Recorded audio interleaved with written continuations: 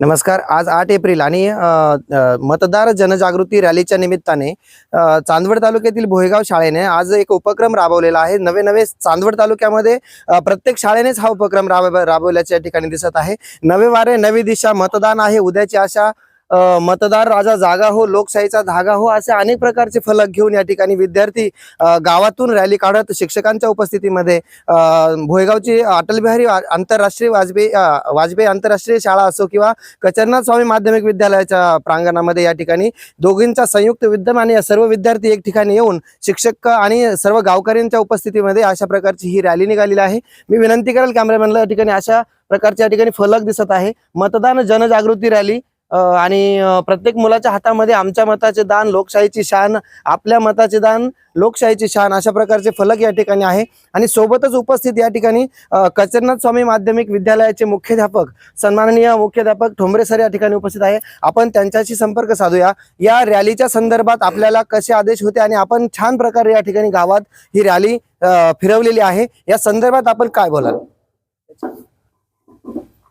जिल्ह्याच्या जे निवडणूक प्रमुख आहेत, निवडणूक निर्णय अधिकारी यांच्या मार्गदर्शक सूचनांच्या नुसार संपूर्ण जिल्हाभर नवे राज्यभर आज या गावागावामध्ये या रॅलीचं आयोजन केलंय। आणि याचा उद्देश एकच आहे की मतदारांच्या मध्ये जागृती निर्माण व्हावी आणि मतदानाची टक्केवारी वाढावी। नवे 100% मतदान प्रत्येक गावागावामधनं व्हावं, हाच एक उद्देश यातनं आहे। त्यातनं लोकशाहीच्या विकासाला बळकटी निर्माण होईल आणि या माध्यमातून या रॅलीचं आम्ही आयोजन केलं आहे।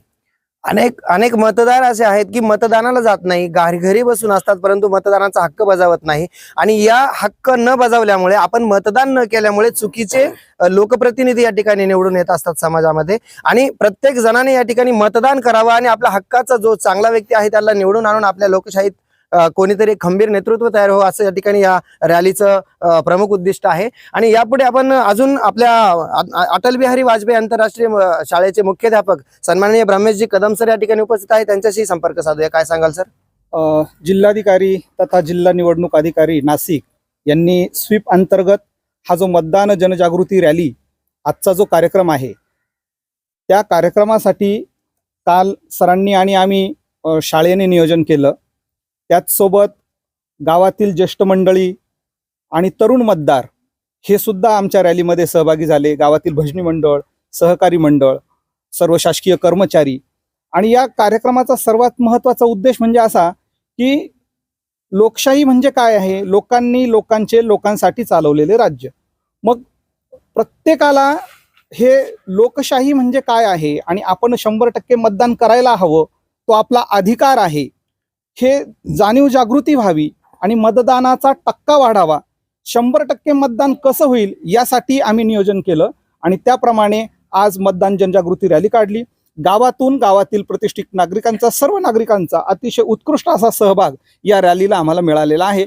आणि आम्हाला नक्कीच खात्री वाटते की भोयगाव गावातील मतदानाचा टक्का हा निश्चित वाढेल।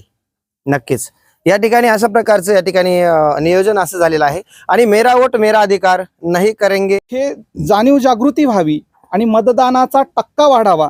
100% मतदान कसं होईल यासाठी आम्ही नियोजन केलं आणि त्याप्रमाणे आज मतदान जनजागृती रॅली काढली।